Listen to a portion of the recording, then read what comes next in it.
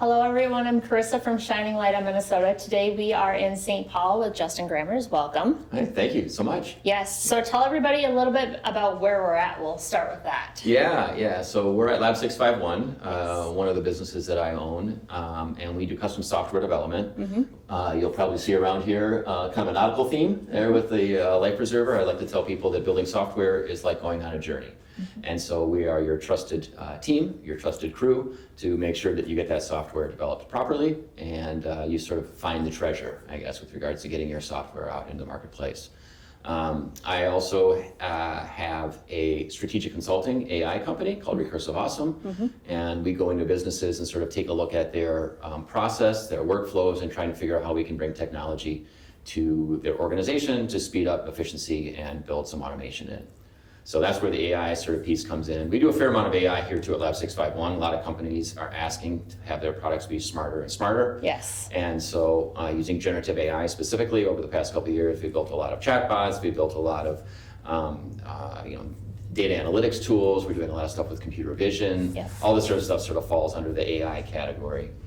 I also am a professor at the University of St. Thomas. I teach a class there every Thursday night, so I'm an adjunct focusing on machine learning and AI, and focus specifically on the Internet of Things. Yes. So sensors, smart buildings, all that sort of stuff. So I teach graduate students on that. And then I am proud to say that I'm one of the co-founders of a nonprofit called Applied AI, and our website is appliedai.mn. I like to tell people, if there's anything you want to remember about me, remember Applied AI. And so we are a 501c3 nonprofit started here in Minnesota in 2019. Our sole purpose is to build leaders in artificial intelligence right here in the great state of Minnesota. Yes. So we do everything from podcasts, we have a conference that we do a couple times a year, we have weekly newsletters, and we have monthly meetups as well. So yeah, I'm pretty busy. So you dabble in a lot of hats and there's a lot of things going and changing. What do you think has been the biggest thing in the last month that's changed in the AI world?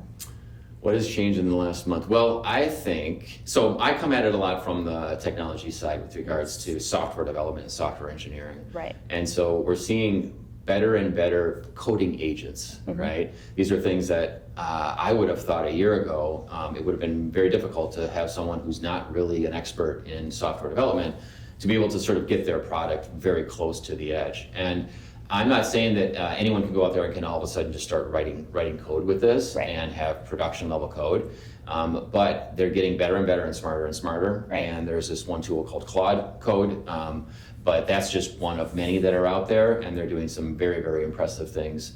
And not only with regards to coding, but even just more and more scientific analysis, a lot of sort of deep understanding. They're still not beating humans. I just read an article today where depending on how you ask large language models certain things, you can ask it sort of gibberish in a certain way and it will give you the answer. And the answer makes no sense. So we still find that in a lot of areas. But yeah, I think you're seeing these models get better and better. And things that you would have had to actually go around with the model maybe 3 or 4 or 5, 6, 7, 8 times now, they're getting more and more intelligent. And I think some of that is also just a function of they're starting to understand us better. So I am always sort of in ChatGPT or using Claude or using one of these other tools out there. And I am impressed by how it remembers things that I maybe talked about months ago. Yes. And so some of that is a little bit of like, well, of course they're going to get better because they're going to understand more and more context about you. But yeah, it's becoming crazy. And I mean, even again, so the moment I talk about large language models, the other side that's really awesome now is video. I'm not sure if you've seen a lot of the new stuff coming out. Google had released their video model, and it's super impressive. Yeah. So yeah. Tell our audience a little bit about the chatbots and what happens when, let's say, for instance, you ask the bot, tell us a little bit about the company, even though the bot doesn't understand, it won't understand. Okay, let me refrain. If you ask the bot a little bit, let's say, tell me about sun control, they will tell you X, X, X, X, X. They won't say, I don't know. Yeah. Yes. Well, so Until you train it. Yeah, well, but the underlying technology there is called generative AI. Yes. Right? And so really what I like to tell people, and other people have said in the industry, is that it's really a next word predictor. Correct. Right? And so it's always going to respond with something, right? It's going to say, okay, the way that the sentence starts, I'm just going to keep going. And so the way around that is, of course, is to sort of give it that context when you ask the question, and say, if you're not 100% sure, say, I don't know. Right. Right. And so a lot of these systems don't have that sort of built-in innate ability. It's up to us to do that. Now, these models have been trained on everything that's on the internet, how much they can sort of scrape over, series of time and stuff like that. And they've been building, they have a knowledge base, basically a centralized knowledge base, but it could be months old. Right. And so sort of the big thing now is how can we actually get new data to sort of put that into the context, so it is getting a little bit more recent information. And that's this idea of being able to fill this context window with more and more relevant information. And so if you build a chatbot for your business, what you should do, and anyone who is doing this, is actually use, there's a terminology called retrieval augmented generation. RAG is sort of like the word, but there's a lot of other ways to do this.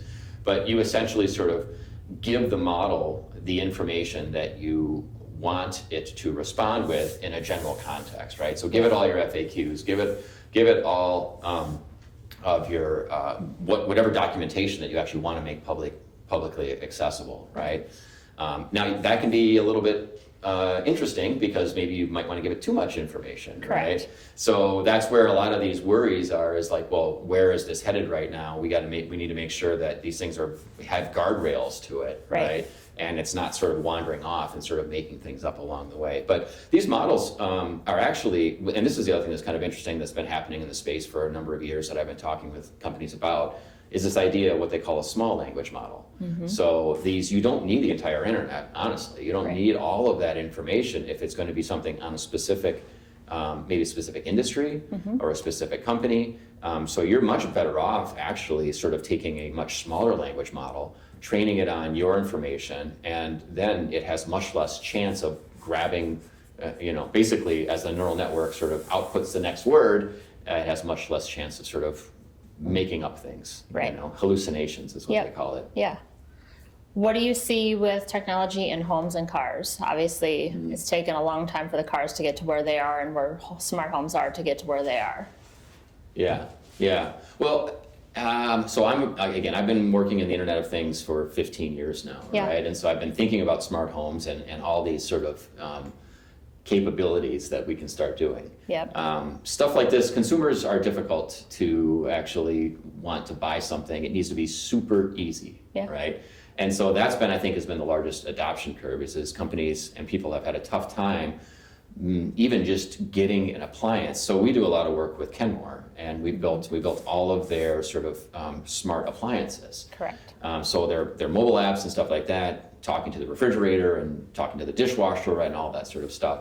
And so what they had found was only 10 to 15% of people actually even turn on the sort of the smart feature. Make it work. Make it work, yeah, because I think a lot of people are just, it can become either an annoyance for them, or they don't see the true value in it.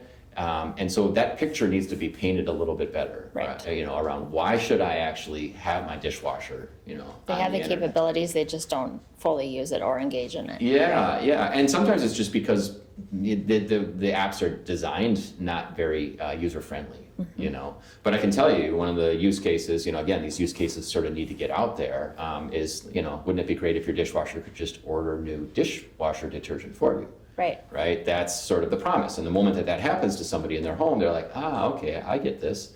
This is really interesting. Or should it, can it learn that I need to actually add more, what do they do? The spots, like the rinse and stuff like that. Right. So, all that information can be sort of fed back to you. And I have a nice story that I won't go belabor you with, but these machines can actually tell you, hey, I'm about ready to fail, right? Or when I do fail, here's the part that I need to actually be fixed, right? So smart homes are taking a long time to adopt. I think the more and more that you see Alexa in the home, the more and more you see the Ring doorbell, the more and more you see these other things, people are starting to sort of build their home ecosystems now. Right? Because they're seeing huge value in it. It's like, oh my gosh, that's amazing. I can see when the package was dropped off at my front door. I have small children at home or younger kids, middle school, right? I can check in on them, right? What are they doing? And I can even talk to them through it. So, these use cases are really sort of growing and going to continue to expand.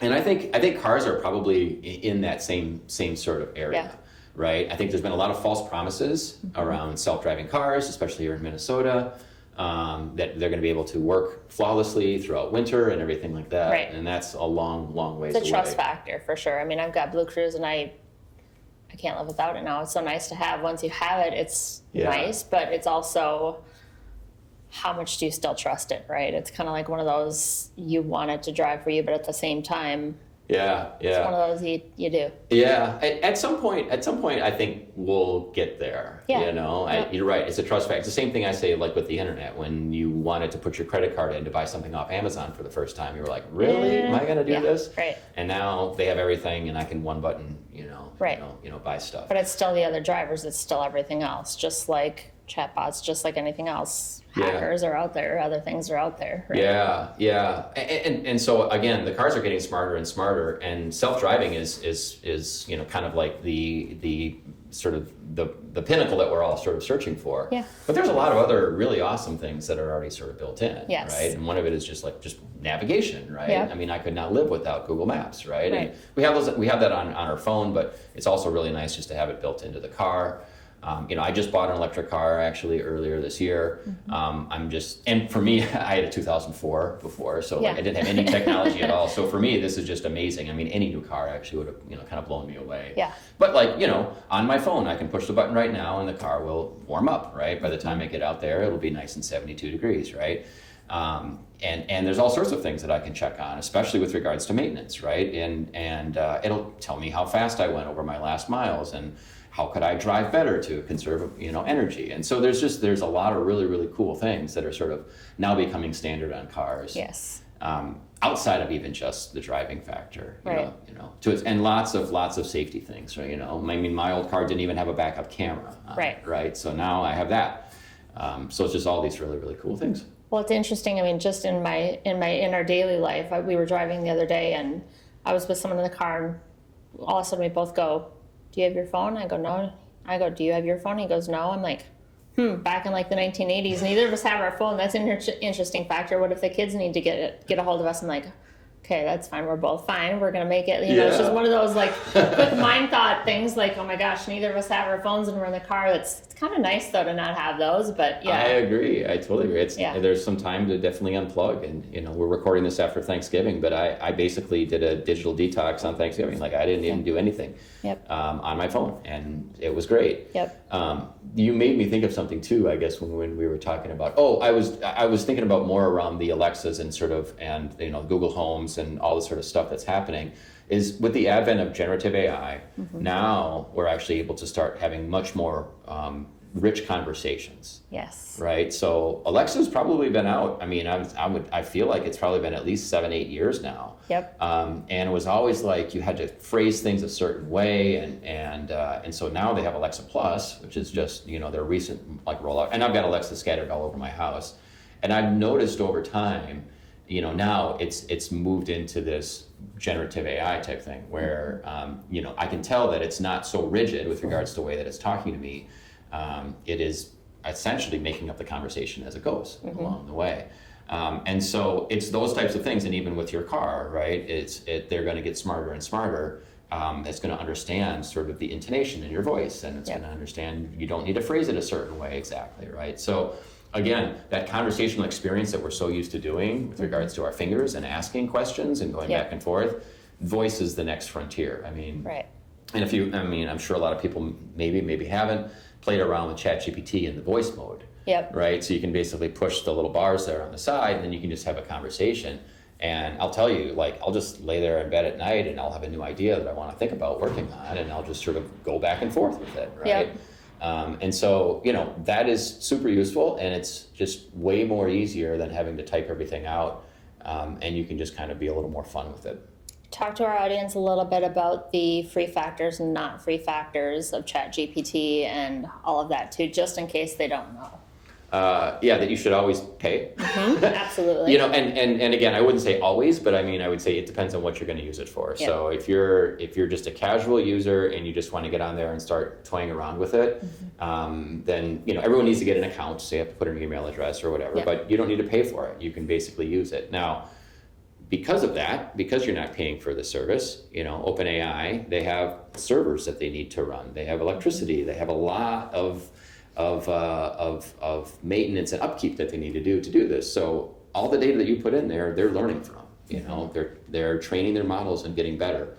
And again, if it's helped me make a you know, Christmas cookies with my grandkid, totally fine. You know, but I always tell people that if you're not paying for it, then you are the product, right? So the moment that you actually want to put anything sensitive in there, and oftentimes OpenAI also and these other tools, they are they have the latest models, right? Are ones that you pay for. Yep. There are additional features that you can start adding on and building on top of. So pretty quickly, I encourage people to move to their Plus plan, which is the $19.99 or $20 a month, whatever it is, plan. And then you get all the caveats where they will not be training on your information. All your data is encrypted both ways, I just have more sense of security, I guess, right? Yep. That all the information that I'm going to put in there, because I put a lot of confidential information in there that I wouldn't want other people to know or find out about. I do say to other people, they're like, well, oh my gosh, OpenAI has all my stuff. Well, where's your stuff today, right? Is it on your iPhone? Because if it is, it's an iCloud and Apple has it. Right. And same thing, you know, we use G Suite around here. Google already has all of my stuff. Right. But those are services that I'm paying for, right? All of those services I'm paying for. So again, OpenAI, it's just another subscription. You can try it for a month, see if you like it. If not, you can always go back. And then again, OpenAI isn't the only one in the game. I use Anthropic's Claude is one that's really good. Other people potentially use one called Grok, which is the one from X. Yep. And Perplexity is another really good one. So again, just sort of like look around. I often say, experiment around with them. Try one for 1 month, see what feels good, to you. Right. They all have their own quirks. They're all good in certain ways and likely bad in others, and they're all sort of like, it's like an arms race. You know, one month you'll see like this one now is the best for what, for this, and then this one's best for that. So again, you got to be kind of light on your feet and sort of experiment. You got to try things out and see what works best for you. For sure, yeah. What do you think has been useful for the students when they're learning AI?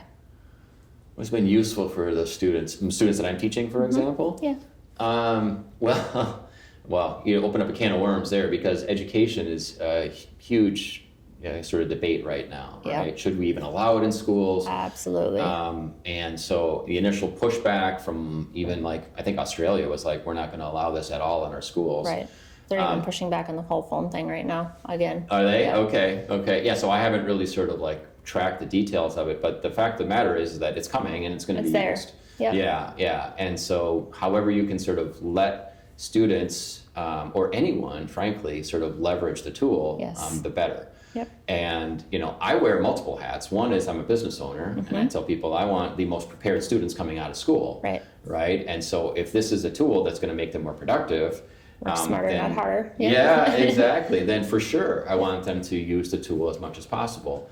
But then you have the other side of it, where I meet with a lot of educators, and they fear, rightfully so, the cheating side of it too. Yeah, and the students actually aren't exercising that muscle, right? And so lots of the thought is we are training a generation that's going to lose critical thinking skills. Correct. Because the question is always going to be, well, what does ChatGPT say, or what is this AI, agent or whatever bot? And is it that correct? Is it not correct? Is everything on the internet what you read correct? Yeah. And so I think I think depending on the subject you teach, it's harder to enforce, right? If someone's teaching English, then students are going to try and use it to write their term papers and all that type of stuff. Where I am at, and true, students have to write code in my class, and I am upfront with them that it's okay, and I understand they're going to use it whether I say it's okay or not. Right. to use it. But at the end of the day, they need to be able to explain what that code is How did you doing. get that? Yeah, exactly. And so I have a capstone project that all of my students have to do. They have to build some sort of an IoT system. It has to use AI. It has to train. They have to be able to train the model on a certain amount of data. And then they actually have to get up in front of the class and I have to see all their source code and stuff like that. But then we're going to poke holes in it. You know, why did you choose this? Why did you choose that? Draw me a diagram of all these, systems talking to each other. Right. And even every week, actually, this was an idea that I had, when I first started the class 10 years ago. But everyone brings an article to the class and they share what they learned. Right. From the article verbally. Right. So if it's like, oh, just type out what the article says, well, they're going to throw that in ChatGPT. That's and say, easy. Yeah. Tell me what it is. Tell me what it is. But the fact that they actually have to verbally explain, I The think speaking aspect is the good part, right? Yeah. And so, the internet arguably sort of changed how we view libraries. Yes. We now all of a sudden everything's online. You can go online and get more and more information. What this has changed now is now it's actually going and doing the research for us and pulling it all back together. Yep. And I think that's ultimately going to change our jobs. Correct. No matter what job you're in, that research aspect of going out and generating and having to do the deep research to find all this information. What it's going to focus more, I believe, on the human side of it is then The communication. Communication, yeah. How do you sit with somebody like this? Can you sit with someone and communicate, right? Yeah, and communicate and talk. And that's going to be more and more needed. Whereas I tell people, like when I started my career 25 years ago, people paid me a lot of money to basically sit there and code. And code. And code. And now, I'm sorry, but that's just not a valuable tool anymore. Right. You have to get out there and network and meet with people and talk to people and actually have that relationship. Yeah. And then you have to also, and in my case, probably understand what you're building and why you're building it. And how it's done. Yeah. And so there's this whole creative aspect of software engineering that has always been there. And I think, people maybe didn't value it maybe as much. And they valued more, I'm just the coder that sits in the corner and just basically, writes code. And so, that was an aspect of my job, but more and more that's not going to be an aspect of the engineers of the future. The engineer of the future is, the engineers of the future, or whatever your job is going to be to manage these agents. And that's what we're seeing in the industry, is this idea of this agentic AI, where you might have an agent that goes out and basically, in the case of software engineering, basically might go out and actually start generating surveys for your potential audience that you want to build a product for. And based on those survey results, you have another one that basically says, okay, based on this, I'm going to write system level requirements for this, right? And these are two different things. These are two different language models. These are two different, personas, right? Right. And then you might have another one that's really, really good at writing the software. Another one that's really, really good at doing the user interface that makes the buttons, like the right way. And so the idea is you're going to you're going to orchestrate this. Right. Everybody has their lane to orchestrate it. Yeah. And so you're going to find an attorney that's going to orchestrate a number of different aspects of theirs, or an accountant, or whatever it is. So, I'm still believing that then, that you still need to have those human aspects to it. Yes, absolutely. I think it's important for the younger generation too to understand that they have to get out there and be able to have those face-to-face conversations, because it's hard. It's easy for them to get on and jump and hide behind the screen. Yeah. But to be able to get out there and be able to communicate and be able to have those conversations still, and to be able to understand that you have to be able to face people face-to-face too, because it's so intriguable, or it's so important to have those conversations, because a lot of times they don't understand that what you say means something when you're speaking face to face too. Yeah, and so I'm a big community person. The applied AI community that we have built over the past, since 2019, that's actually my third community that I built. So I was really interested in mobile app development. Yep. And so back in 2008 or so, I started a group called Mobile Twin Cities. And it was one of these things where, thank goodness I started doing this, because I looked around and I was like, there's no groups in town that were actually interested in bringing together people that need apps built and people that can build apps. Yep. So I usually cast a net pretty wide in these groups.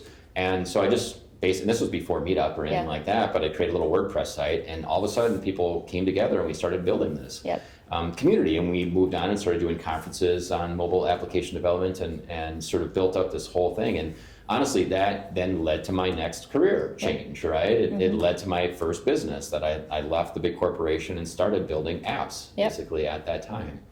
And after doing that for 4 or 5 years, I was like, what's this IoT thing? And I actually remember specifically sitting there at home, and I had this little Arduino, which is just this open source board, and I had it there, and I was like, interesting. So with just a couple of lines, I could basically get this thing to turn a motor based on a website. I'm like, I push a button on a website, and all of a sudden this motor turns. There. Wait, what's that? And I'm like, oh my gosh, this is so cool. And so I was like, hey, let's start a community around IoT. And so we started a community called IoT Fuse and built that up, and we did conferences and meetups and all that sort of stuff. And then, like I say, around 2019, I was like, this is really cool. I love all this stuff. And I'm teaching classes, and actually we started Lab651 as an IoT company. Nice.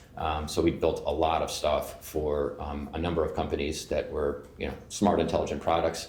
But in 2019, I sort of realized, I was like, no, okay, this is cool, but it's really about the data, right? And there was no AI community at that time here. There was a deep learning community. There was a data science community, actually a pretty big data science and analytics community, but no one really sort of taking this broad approach of artificial intelligence. And so, sort of started that up. So I tell people, find a passion. It doesn't even need to be technology related. You could be interested in, my newest passion for me now is renewable energy, right? So I'm like looking around, hey, is there a renewable energy community in town that I could plug into? If not, let's start one. Right. Yeah. But no matter what it is, especially in the AI world, like even if you're sitting behind that computer, find somebody else that's sitting behind that computer, find someone else that's in the AI world, and go out and build something else, and go out and talk to someone and find somebody else and see how you can grow, see how you can change, and see what else you can do. Because there are other people out there that are doing the same thing as you, and communicate and see what else you can do. Yeah, forget about the AI thing for a second. Like, I'm just more concerned about people going virtual on everything. Absolutely. Right? So I come from the days where I worked in a cubicle, right? And I could pop up and talk to somebody over the wall. They don't have that anymore. Don't have that anymore. They're sitting in their own room, in their own place, and sheltered in place, and doing what they're doing, and find somebody. I learned so much from some just geniuses that I was blessed enough to work with. Yeah. And it saddens me that I think that the next generation is not going to get to experience that. No, right. Yeah. There are people out there too. That there's so much to learn in the world. Yeah. From so many people. Yes. Yeah. Just got to reach out and talk to people. Yeah. Yeah, you do. Yeah. Yeah. So what do you think in the renewable energy world you're going to reach out into next? Well, no, I that you've dabbled in. That I've dabbled in. Well, like I say, I kind of going off topic away from AI here, but I just, I've kind of always wanted to buy an electric car, so that was sort of my first foray into this thing. Yeah. And taking a look at, okay, so now how do those electrons get into my car, right? And so what are the greenhouse gases that are being emitted to make that happen? And the cost to if you get on a plan through Xcel Energy and you can charge it overnight, the prices are ridiculously cheap. Right. I had no idea how cheap they were until I actually sort of got on a specific plan with a electric charger that talks to the meter and all that sort of stuff. Right. And so I'm like, geez, everyone should be kind of at least considering this, right? If you don't put on a lot of miles. But even a lot of the new ones. So I've been doing a lot of research, right? And newer cars are coming out 300 plus mile battery, right?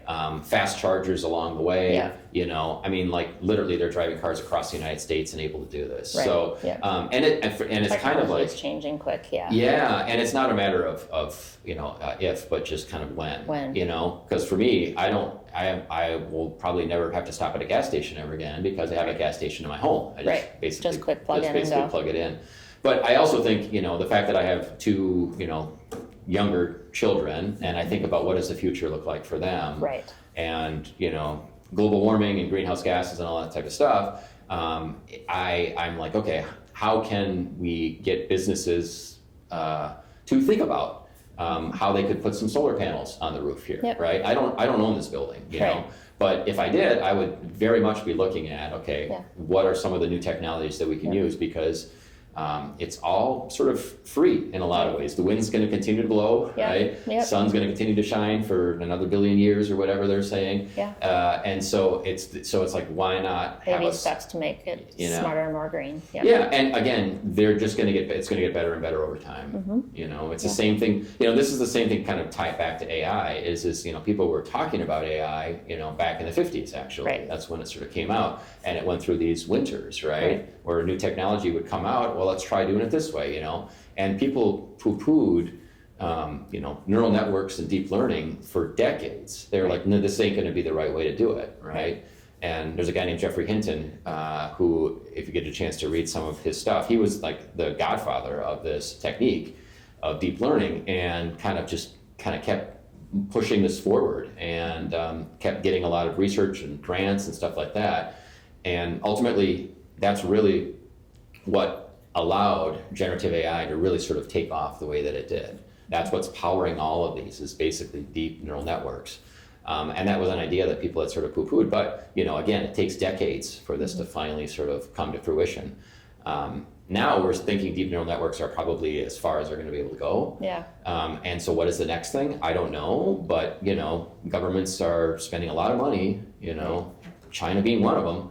And actually, they're actually spending at least 10x or even more if you take a look at it. And so I'm worried also too about the United States sort of falling behind in a lot of these newer technologies. But yeah, so what's next? I mean, I don't know, but it's in somebody's head at, you know, a university somewhere that is trying to work on a grant to sort of build the next, whether it be the next, you know, AI model, whether it be the next solar panel for us, you know, the next wind farm, whatever it is. Who has been, or who have been some of your mentors when you've been growing up, or who has been one of your main mentors?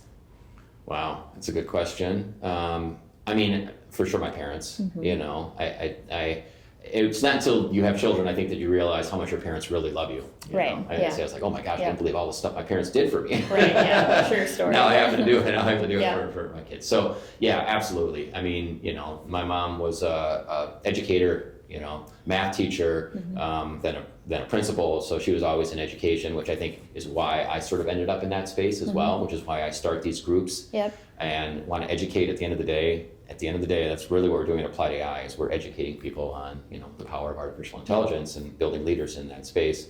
And then my dad was a physician, right? And so again, that sort of aspect of healing, you know, helping people. So anyways, so I sort of, you know, view them as sort of like my rocks, definitely growing up. I learned a lot from them.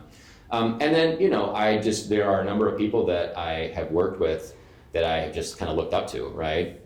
You know, a couple, the first company that I sort of started working at was a company called Imaginet back here in the Twin Cities.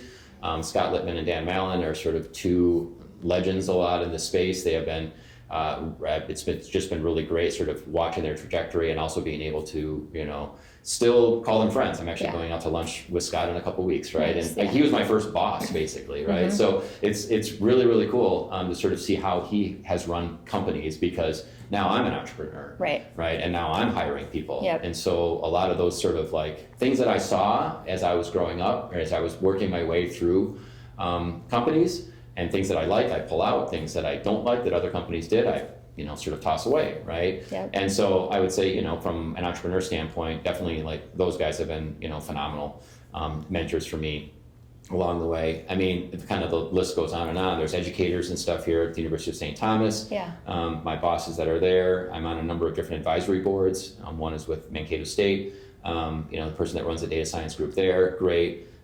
You know, there are other communities here, like data science communities. Dan Atkins is one that's here in town. So he runs Mini Analytics. So I take and I see a lot of the stuff that they're doing, and I'm like, that is phenomenal. Let's do more of that, right? And so he's been a great mentor, you know. So just a lot of great people here in town. What would be one thing that you would tell our audience about AI that you would want to leave them, if you could leave them with something? I think there's a lot of fear. You know, I think there's a lot of fear that AI is going to take over the world, right? And that we're going to lose control of the world. Now, certainly there is an opportunity for that to happen if we just go ahead and just let AI drive our cars, let AI fly our airplanes, let AI do all that type of stuff. But and when we get there, if we get there, I actually think that the human race is smart enough You're right, yeah. not to go that far. I think the bigger concern under the covers that I have, and that more people I think are starting to kind of wake their head up to, is that we're going to start to believe everything that AI tells us. Yeah. Right.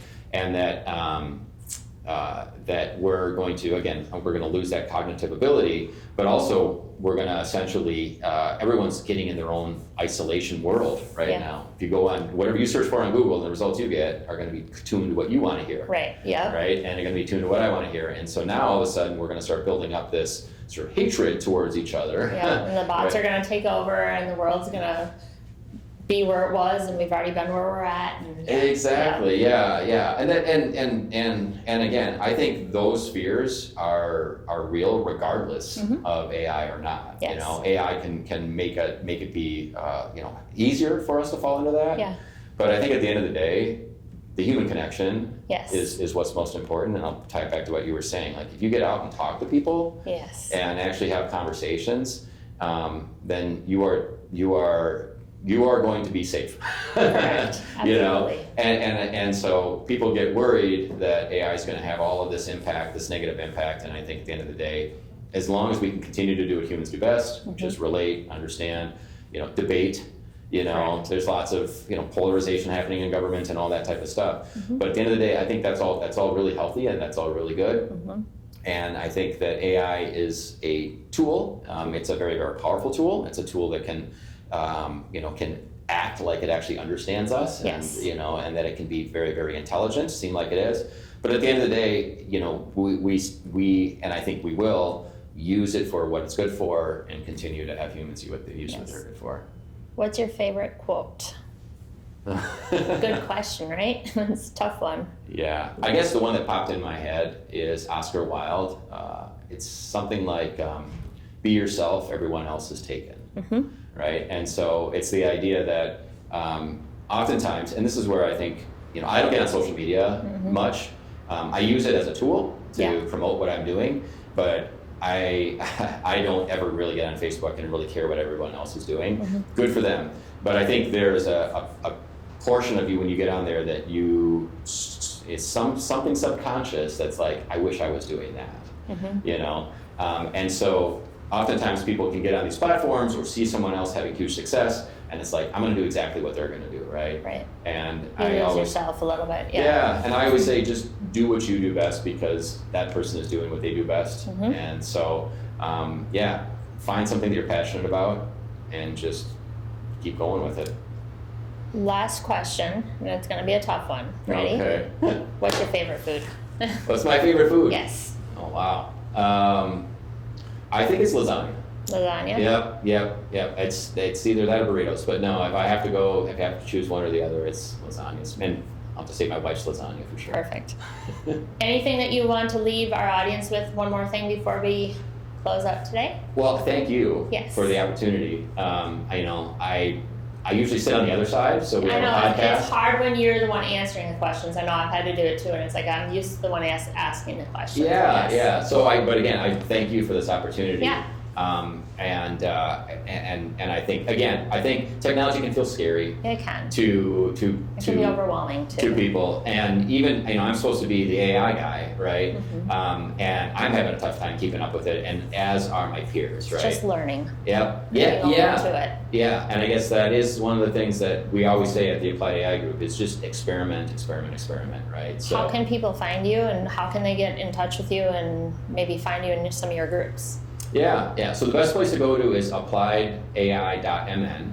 And so that's our website there, and that's where you can link off to our meetup group. You can listen to our podcast. You can, check out our conferences we have coming up, and all that sort of stuff. So that's probably a good place to go. And then you can always just email me, justin@appliedai.mn. Perfect. That's probably a good place. One of my probably dozens of email addresses. But no, that would be for anyone that's interested in AI. And I will say that a lot of people say, oh, I'm just getting into this space or whatever. I might feel, out of place or whatever. Believe me, no. Okay. Yeah, we have more than 5,000 people actually on our meetup. Yep.